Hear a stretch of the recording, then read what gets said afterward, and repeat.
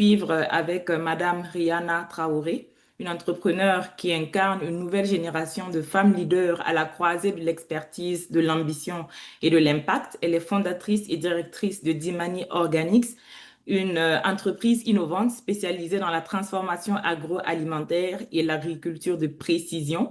Rihanna est experte comptable de formation et a acquis près de 10 ans d'expérience professionnelle dans des structures internationales aux États-Unis. Animée par le désir de contribuer activement au développement de son pays, elle rentre définitivement au Burkina Faso pour étendre son entreprise d'Imani Organics où elle valorise les produits locaux comme la mangue séchée, la noix de cajou, tout en intégrant des technologies de pointe dans l'agriculture sous serre et de l'irrigation intelligente. Aujourd'hui, elle va nous partager son expérience concrète d'investissement depuis la diaspora parce que Madame Traoré est membre de cette diaspora-là en mettant l'accent sur les enjeux et opportunités spécifiquement du secteur agroalimentaire et les conditions de succès pour transformer, bien sûr, ces ressources locales-là en valeur durable. Madame Traoré, merci de nous rejoindre. À vous la parole. 15 minutes, top chrono. Merci beaucoup. Merci à vous, Diaspora Impact Group, de m'avoir invité. J'aimerais également saluer les autres panélistes. Monsieur Vokuma, j'espère que ça va. Et puis, Docteur HK, qui était notre ministre de tutelle quand je suis rentrée et qui a beaucoup fait pour la diaspora, qui a énormément fait pour la diaspora. Et bien sûr, merci à tous ceux qui sont là, connectés pour écouter ce qu'on a à dire. Franchement, votre initiative est à saluer. Je pense que j'étais dans vos chaussures quand il y a eu la COVID, essayer de rentrer en contact avec les professionnels, moi-même étant professionnel, pour savoir quelles sont les expertises, là où on peut piocher un peu. Et franchement, je pense que j'ai eu énormément de contacts. Et donc, voilà. Donc, pour ceux qui ne me connaissent pas, moi, c'est Rihanna Traoré.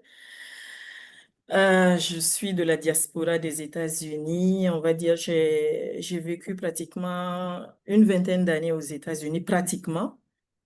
Et je suis rentrée juste après la COVID. Mais avant de rentrer, j'ai créé mon entreprise aux États-Unis et au Burkina.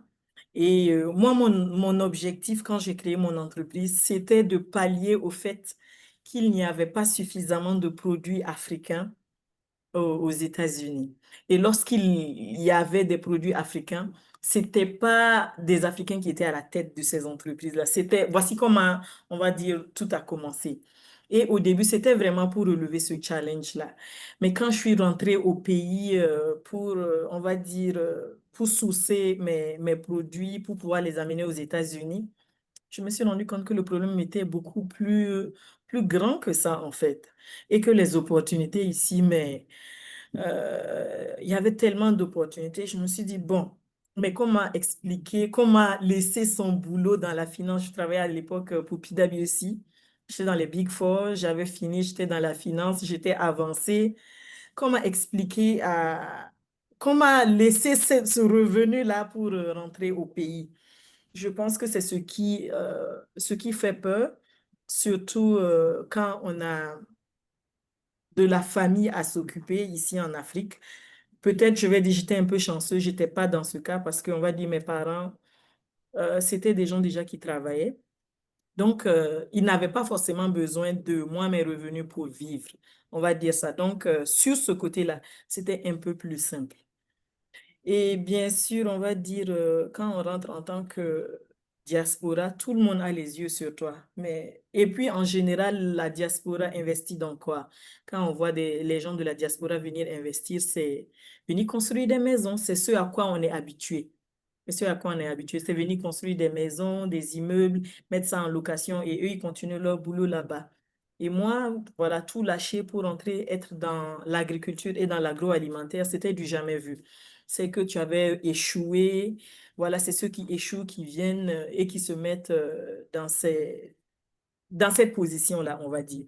Laisser cette vie super confortable avec des diplômes, aller dans les meilleures universités, là où on a investi tellement de millions pour entrer, être dans l'agriculture. C'était d'abord lutter contre ça en tant qu'entrepreneur de la diaspora et en tant que femme. C'est encore deux fois plus difficile, on va dire. Mais je pense que j'avais une vision très claire, je savais exactement ce que je voulais. Ça a été difficile sur tous les plans. Ça a été difficile du côté de la famille. C'était compliqué qu'ils comprennent pourquoi je suis rentrée. Ça, déjà, c'était le premier challenge pour moi. Mais on va dire, j'étais focus. J'étais focus et ils ont vu, je travaillais dur. J'avais seulement un seul objectif. Un seul objectif, c'était de parvenir à monter mon entreprise et à pouvoir faire ce que je voulais faire. Donc, voilà un peu. Quand je suis venue, on va dire également, il y a le terrain qui définit la manœuvre. Il y a le terrain qui définit la manœuvre.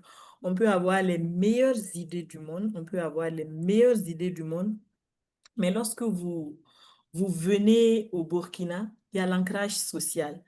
Je pense qu'on m'a demandé quel a été le principal défi auquel j'ai fait face en tant que personne de la diaspora. Il faut dire, pour quelqu'un qui vient de la finance et de la finance super pointue, et venir dans ce monde informel qu'est l'agriculture ou l'agroalimentaire, ça a été difficile. L'ancrage social, on va dire comprendre les réalités du terrain. Il fallait discuter avec des gens qui n'avaient pas l'habitude, par exemple, de signer des contrats. Quand je disais à mes producteurs, voilà, je veux qu'on signe un contrat parce que je veux que moi, mes produits, vous les livrez chaque 2 semaines. Voilà, je veux ce calibre d'anacarde. Voilà, parce que moi, j'avais une clientèle exigeante. 90% de mes produits étaient pour l'exportation. Donc, je ne pouvais pas me permettre de l'à peu près. Je ne pouvais pas me permettre de l'à peu près. Et c'était des choses que ils avaient du mal on va dire, ils avaient du mal à inculquer dans leur manière de faire. Mais je pense qu'avec le temps, on y est arrivé. Et puis, on va dire, un des challenges également, c'était l'administration. Il y a beaucoup de choses qui sont lentes. Beaucoup de choses qui sont lentes. Par exemple, j'ai été lauréate d'un prix voilà, de meilleur business là, pour pouvoir décaisser les fonds. Mais c'était la croix et la bannière. Donc, il y a toutes ces différentes choses-là. Donc, je pense que ce que les gens doivent savoir, c'est il faut savoir investir son temps. Investir son temps sur place. Les gens pensent que non, il faut avoir l'argent, il faut avoir les bonnes idées. Mais cet ancrage social-là et surtout local, c'est de pouvoir faire le pont. Pouvoir faire le pont pour prendre ce qui est bon de ce qu'on a appris à l'extérieur et venir le combiner à ce qui est bon ici. Et c'est un gros challenge, un gros challenge. Et je pense que c'est jusqu'à présent j'en souffre, mais je pense que avec l'humilité et beaucoup de communication, beaucoup de bagarres également, bien sûr, parce que quand on appelle le fournisseur et qu'ils ne semblent pas être pressés, ils n'ont pas le sens de l'urgence, on va dire. Il y a beaucoup qui n'ont pas le sens de l'urgence ici. Donc, on va dire ça aussi, c'est un des challenges. Je pense que pour un entrepreneur également de la diaspora, se dire, voilà, on va tout laisser pour venir ici, il faut pouvoir maintenir ce niveau de vie-là. C'est ce que beaucoup de gens, ils ont peur en fait de ça. Est-ce qu'on va pouvoir offrir à nos enfants cette éducation qu'on a de l'autre côté? Je peux vous assurer qu'il y a de très bonnes écoles ici. On vit très bien. Je pense peut-être même, je vais dire, je ne me paye pas suffisamment comme on me payait aux États-Unis. Mais je pense que je vis mieux. Je vis beaucoup mieux parce que là, maintenant, j'ai le temps pour moi. Et c'est moi, je décide de ce que je vais faire de mon temps. Je vous donne un exemple. Quand je travaillais à PwC, quand on était en busy season, souvent, je quittais la maison à 8h30 et je rentrais à 23h ou 22h. En fait, j'avais même pas le temps même de bouffer même cet argent qu'on est venu pour. En même temps, tu te demandes, mais je m'assois au 30e étage, je me demande, like, je suis juste un nombre. Tu te poses en fait cette question, qu'est-ce que je change? Qu'est-ce que je change ici? Si je ne suis pas là, la vie continue. Pourtant, ici, je vois en fait cet impact-là. Je vois cet impact avec mes transformatrices. je vois cet impact quand je rentre dans ma serre et que chaque fois quand j'arrive, les enfants, ils courent pour venir parce qu'ils n'ont jamais vu de serre, ils me suivent, ils viennent, ils me posent des questions, mes voisins qui passent tout leur temps à venir me poser des questions. Mais comment vous avez pensé à ça? Mais comment on fait pour faire l'irrigation? On ne voit pas beaucoup d'employés, on voit plein de machines, on voit les plaques solaires, mais c'est fou ça. Et lorsque tu vois tes plantes pousser, mais ça n'a pas de prix. Et beaucoup de gens se disent, mais tu as fait toutes ces études-là pour venir dans l'agriculture. Mais je peux vous dire que j'ai jamais utilisé mes diplômes comme ici. J'ai jamais utilisé mes diplômes comme ici. Parce que derrière, je ne suis pas, on va dire, je supervise toutes mes activités, mais c'est pas moi physiquement qui part dans la serre, voilà, qui plante. Non, je me fais également accompagner énormément. Je me fais accompagner d'ingénieurs, je me fais accompagner d'agronomes, de techniciens agricoles et bien sûr de manœuvres. Et ce que les gens, je pense que les gens de la diaspora n'ont pas encore inculqué, il n'y en a pas beaucoup même déjà qui viennent investir dans ce domaine-là, mais ceux qui viennent s'investir, ils ne se disent pas qu'il faut travailler avec l'expertise locale. Et je vous assure qu'il y en a beaucoup. C'est l'expertise locale. Ce sont les acteurs locaux qui ont monté ma serre, qui ont fait tout le raccordement, le système d'irrigation. Ils l'ont fait. Le système solaire, c'est l'expertise locale qui l'a fait. Par exemple, pour ma serre, malgré que tout était fermé, que la température était contrôlée, mon ingénieur qui est venu monter la serre. Il m'a dit, ah, madame, je pense peut-être qu'on doit ouvrir au niveau des côtés. Et j'ai dit, il n'y a pas de problème. Déchirer, on a tout déchiré, on a fait des panneaux et on a mis des moustiquaires pour ouvrir, laisser passer, au lieu de pomper les batteries pour faire marcher le système de climatisation à l'intérieur. On a ouvert les serres, par exemple, actuellement, il ne fait pas chaud, donc l'air circule. L'air circule, on n'a pas besoin de faire marcher les moteurs. Donc, c'est juste pour vous dire, on peut s'adapter, il faut travailler avec des gens qui ont la connaissance. On ne peut pas tout faire. Il faut déléguer. Et chez moi, vraiment, le fait que j'utilise énormément de technologie. J'utilise énormément de technologie. Par exemple, pour la serre, sur 1 litre d'eau, on a uniquement 10% de perte. Ça, c'était un de mes défis. C'était que tout, il ne faut pas qu'on vienne faire la même chose que les autres. C'était qu'on puisse venir faire de l'agriculture là où on pouvait produire toute l'année. On peut produire toute l'année sur des superficies réduites parce qu'on n'en a plus beaucoup, malheureusement. Si vous venez à Ouaga, vous allez voir comment la ville est en train de s'étendre. Et la ferme actuellement est à Koubri.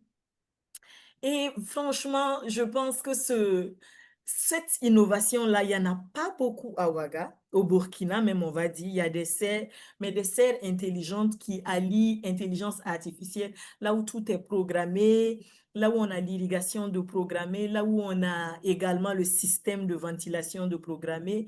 Il n'y en a pas beaucoup.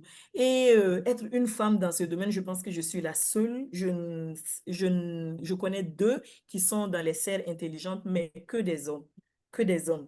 Bien sûr, c'est un domaine là où il faut énormément de capitaux. Les serres coûtent super cher. Les serres coûtent super cher. Il faut de l'expertise pour les monter, pour travailler tous les systèmes. Il faut se former. Et je vais vous dire, moi, je ne suis pas allée du dos de la cuillère. Je ne suis pas allée. Je suis allée me faire former au Bénin. Je suis allée au centre Songhai. Je suis allée me faire former sur toutes les nouvelles techniques. On a appris sur la permaculture, sur la photo agriculture. Il y a tellement de choses que nous avons appris. Actuellement, je suis en train de me préparer pour bientôt partir en Chine. Maintenant, on veut se lancer également dans l'aviculture parce qu'on veut faire un truc intégré, là où il y a uniquement de la technologie, que ce soit dans l'agriculture, que ce soit dans la pisciculture, la transformation. C'est un centre intégré, là où tout est technologique. Pour l'aviculture, il y en a déjà au Burkina. On ne va pas venir se faire les précurseurs. Il y en a déjà là où, voilà, c'est dans les batteries, avec des pondeuses, avec tout le système comment on va dire ça, de feeding, d'alimentation et d'eau, tout est automatisé. Et au niveau de ma serre, franchement, avec l'expertise locale, on a les polytanks. Mais il y a mon expert qui m'a dit, ah, madame, je pense qu'avec la chaleur à couvrir là, je pense qu'on doit enterrer le polytank. En fait, quand il m'a dit ça, j'ai dit, mais c'est de la folie. J'ai dit, enterrer le polytank. J'ai dit, pourquoi tu penses qu'on doit enterrer le polytank? Il dit que non, parce que si on enterre le polytank, l'eau sera froide et on va alimenter en fait les plantes avec de l'eau fraîche au lieu de l'eau chaude qui pourra impacter sur les résultats. Je vais vous montrer peut-être un peu les images de notre polytank enterré et puis bien sûr, je vais vous montrer quelques images. Je vais d'abord partager mon screen rapidement. C'est vrai que je vais un peu bouffer sur le temps là. Je ne sais pas si je sais pas si vous voyez mon Ouais. écran. Donc voilà, là on a enterré le polytank. On a enterré le polytank et voilà, c'est ce système-là. Et ce qu'on a intégré également, c'est que nous recueillons également l'eau de pluie que nous remettons dans le polytank. Et l'eau qui n'est pas utilisée à l'intérieur de la serre, il y a un deuxième tuyau, je ne sais pas si vous le voyez, il est un peu enterré là. Cette eau revient encore dans le polytank pour qu'on n'ait pas à utiliser, à gaspiller de l'eau.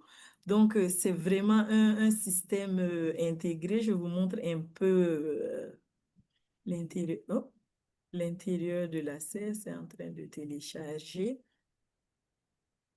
Et je pense que pendant que c'est en train de télécharger, je ne sais pas pourquoi ça prend du temps. Voilà, donc voici la serre. Et cette petite plaque-là,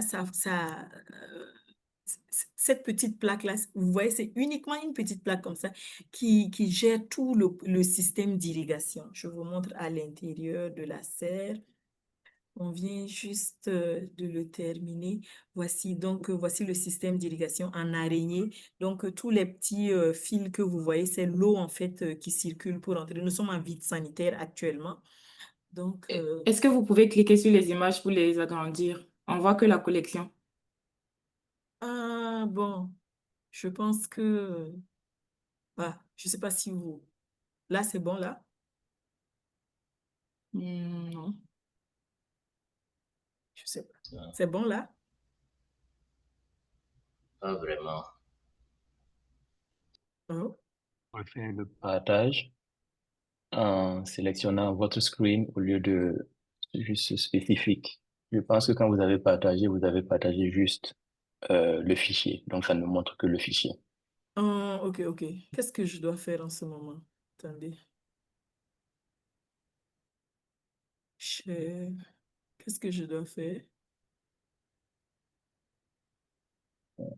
Bon, anyways, je vous montre un peu rapidement. C'est vraiment pas Mhm. le corps vraiment de cette présentation-là. C'est pour vous montrer un peu la technologie que nous avons au niveau de la serre ici. Et je vais essayer de répondre également. Voici, ça c'est le système d'irrigation et tout attaché à la serre. Je ne sais pas si vous voyez là.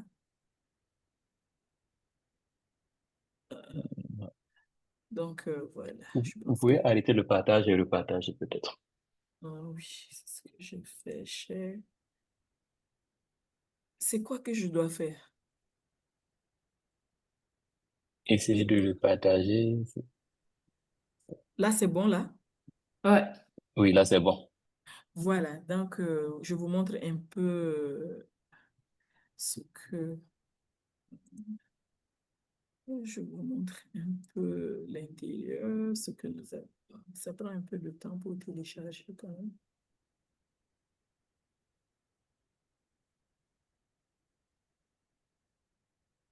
Je sais pas pourquoi. Voilà, je pense que c'est le partage à l'intérieur. Donc voici, ça c'est notre polytank à l'intérieur. Ça c'est lors de la formation, quand on est parti se former à Songhai au Bénin là.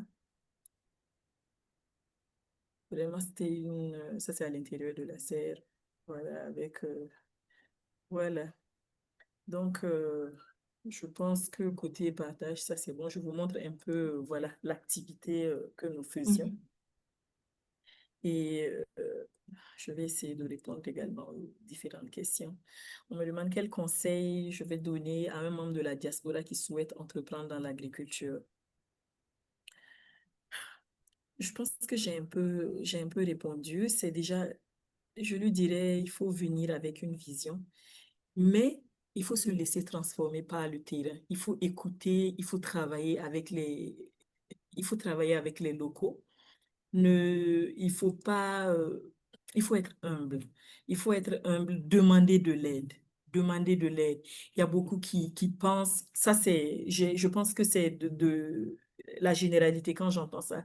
Ah non, mais si je viens, les gens vont voler mon business. Mais je pense que moi, personnellement, je n'ai pas vécu l'expérience. Je n'ai pas vécu l'expérience. Et j'ai rencontré des personnes qui ont été très clés dans mon entreprise, dans mon activité, dans mon retour même au pays. On a un petit groupe de gens de la diaspora qui sont rentrés. On a ce réseautage, en fait, que nous faisions ici, pratiquement dans tous les domaines. Quand moi j'ai besoin de quelque chose, je regarde dans mon réseau, il y a au moins une personne qui va me connecter à quelqu'un. C'est bon de venir avec les moyens, c'est bon de venir avec les idées, mais c'est également bon de connaître les bonnes personnes qui vont vous guider à, à mener à bien votre activité. C'est bon de connaître les bonnes personnes. On va dire, mon côté Jula m'a beaucoup aidé dans ça. Moi, j'ai pas de barrière à demander de l'aide. Je n'ai pas de barrière à demander de l'aide. Quand j'ai besoin de quelque chose, je demande. Mais qu'est-ce que je dois faire? Comment on fait ça? Comment, voilà, techniquement. Il faut pas, je pense que c'est une culture, on est un peu réticent, la culture burkinabé, ce sont des gens très humbles et tout, mais souvent je pense qu'il faut, euh, comment on dit ça? Il faut sortir de son cocon. Il faut sortir de son cocon. Moi, en sortant de ce cocon-là, j'ai rencontré des personnes qui m'ont ouvert des opportunités. Je suis allée en Égypte, je suis allée au Canada, au Cial. Vraiment, euh, j'ai rencontré d'énormes, j'ai eu d'énormes opportunités juste parce que j'ai parlé, j'ai dit ce dont j'avais besoin. Voilà, voici ma difficulté, voici. Et il y a une personne qui m'a écouté et c'était la bonne personne au bon moment. Et je ne fais pas dans l'à peu près. Je ne fais pas dans l'à peu près. Je, je veux toujours le meilleur. Je veux toujours le meilleur et je veux me donner les moyens. Je pense que si docteur HK se rappelle, par exemple, pour mes emballages, moi, j'ai pris mon vol. J'ai vu une annonce sur Facebook, là où il parlait d'un salon de l'emballage en Turquie. J'ai pris mon vol. Je suis allée directement. Et voilà, je suis allée prendre les contacts et j'ai rencontré le ministre là-bas c'était la première fois que je le rencontrais d'ailleurs. Eux, ils étaient partis, je pense que c'était un sommet Turquie-Afrique. Et moi, j'étais partie, voilà, pour avoir mes emballages. Et voilà, je ne vais pas du dos de la cuillère, quoi. Même pour mes serres, quand je voulais me lancer dans les serres, c'était d'avoir des serres de qualité.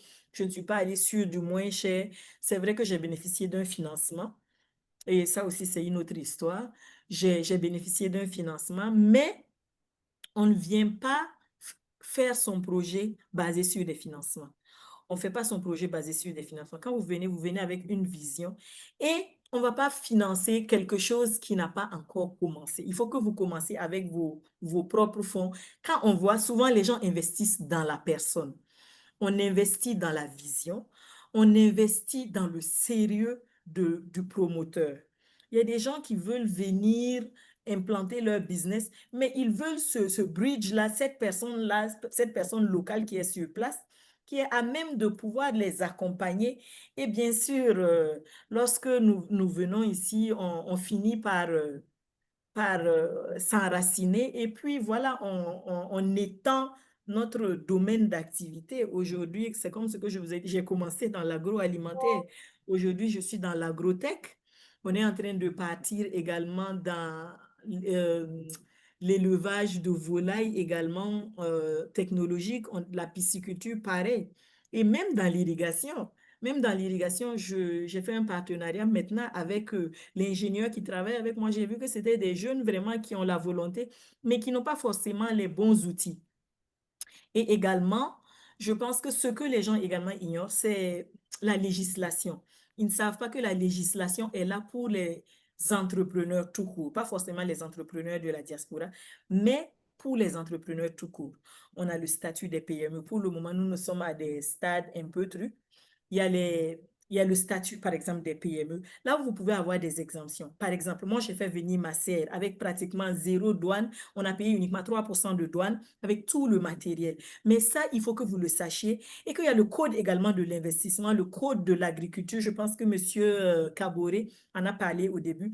Mais quand les gens viennent, il faut que vous sachiez maintenant que l'entrepreneur agricole, c'est pas celui qui avait échoué à l'école. L'entrepreneur aujourd'hui agricole, c'est celui qui connaît la technologie, c'est celui qui est éduqué sur les semences sélectionnées, les semences améliorées, qu'est-ce qu'il faut faire pour augmenter son rendement. Maintenant n'est pas entrepreneur agricole qui veut, mais qui peut. Mais l'entrepreneur agricole, c'est énormément de moyens même qu'il faut injecter. C'est énormément de moyens. Et bien sûr, maintenant, nous, on fait surveiller nos fermes, nos exploitations par des caméras de surveillance. Maintenant, on travaille également avec d'autres partenaires, avec les drones de pulvérisation, par exemple. Il faut que les gens commencent à déconstruire le fait que l'agriculture, comme ils avaient l'habitude de voir avec la DABA, on n'est plus à ce niveau-là maintenant. On est en train également, par exemple, d'investir dans les cages flottantes. Ça, c'est des choses que vous ne saviez pas à l'extérieur là-bas. Maintenant, il y a tellement de mécanismes pour être vraiment un entrepreneur complet dans l'agriculture, dans son ensemble. Il y a tellement de maillons dans l'agriculture. Il y a des gens qui cultivent uniquement pour les semences. Il y a des gens qui font l'engrais bio, par exemple. Il y a un gars de la diaspora, je pense que j'avais son contact, qui fait de l'engrais bio. Il y a tellement de choses qui rentrent en ligne de mire de cette agriculture. Là où le gars de la diaspora pourrait investir, il va falloir également que vous sachiez qu'on n'est pas forcément, on n'a pas besoin d'être un entrepreneur pour investir. Au lieu d'envoyer tous ces Western Union, voilà, aux parents pour montrer, voilà, qu'on est, investissez dans quelque chose, investissez. Il y a des jeunes, actuellement, on est en train de discuter avec ce cocon de gens de la diaspora pour faire un petit fonds d'investissement. Faire un petit fonds d'investissement, là où les gens pourront investir 10 000 euros, par exemple, 10 000 dollars, là où on va faire des poules et on va les Sénégalais le font. Les Sénégalais sont en train de le faire actuellement au Sénégal. Pourquoi nous, on ne peut pas le faire? Et étant de la finance, on est en train de monter en fait ce projet-là, là où les gens de la diaspora pourront investir dans notre structure, là où nous, on va également choisir ces entrepreneurs-là, là où il y a des secteurs porteurs. Et par exemple, quelqu'un qui peut investir 10 000 dollars, il va dire, ah, les ristournes, au lieu que chaque fois j'ai à envoyer de l'argent à mes parents, par exemple, s'il y a des dividendes ou s'il y a un retour sur investissement, qu'on prenne cet argent-là et qu'on envoie à ma famille au lieu que chaque fois, moi j'ai, ou même former, vous pouvez envoyer de l'argent pour qu'on forme un membre de votre famille pour que vous n'ayez pas à chaque fois envoyer de l'argent rentrer dans ces biens de consommation-là. Les Sénégalais sont en train de le faire, mais brillamment. Et je pense que nous, les Burkinabés, nous pouvons le faire. Nous pouvons également le faire. Donc, je vais essayer de répondre Euh, aux autres questions très nous sommes un rapidement. peu pris par le temps. On va essayer de conclure en 1 minute et on va passer après à la partie échange et on aura plus de questions Oui, à oui, cette je pense partie-là. que c'est ça. Et les mécanismes qui pourraient connecter les compétences de la diaspora aux filières agricoles, je pense que il faut qu'on crée ces plateformes hybrides-là, là où les gens vont partager leur know-how, comme on dit, leurs connaissances des gens qui sont de l'autre côté avec les gens qui sont ici, et puis faire du mentorat croisé. Par exemple, nous qui sommes maintenant ancrés, si quelqu'un est intéressé à venir investir, par exemple, dans l'agriculture, la personne pourrait nous contacter et nous pourrons, voilà, aider la personne à monter son projet, à faire les études de marché, de faisabilité, faire ces différentes choses-là et maintenant aller de l'avant. Et je pense que la dernière chose, c'est vraiment d'avoir des projets ambitieux, des projets grands. Par exemple, il y a certains fonds, ce sont des petits fonds. Actuellement, nous sommes des PME, mais en réalité, moi, mon projet, c'est un projet de 4 milliards. Mais quand tu viens et que tu dis que tu as un projet de 4 milliards, les gens rient de toi. Mais ce sont des choses, voilà, peut-être on va aller progressivement, mais on a de grosses visions. On va y arriver et j'espère que d'autres de la diaspora également feront le pas ou de là-bas pourront faire quelque chose pour que nous puissions arriver à ça. On est fatigué de tendre la main, quoi. Donc, je vais vraiment conclure sur ça.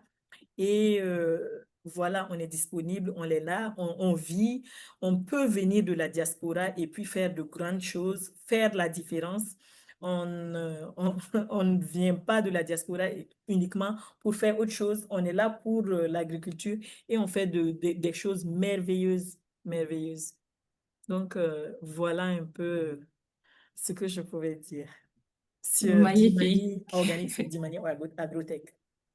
Merci infiniment pour cette intervention percutante. Vous êtes un exemple concret de ce qu'une diaspora qui a la vision, qui a la méthode peut accomplir. Merci pour la franchise, pour avoir parlé des défis aussi à relever. On sait que tout n'est pas rose, mais quand on a toujours sa vision, la méthode qu'il faut, networker, comme on le dit, on finit toujours par y arriver. Et votre exemple, c'est vraiment une source d'inspiration, pour nous.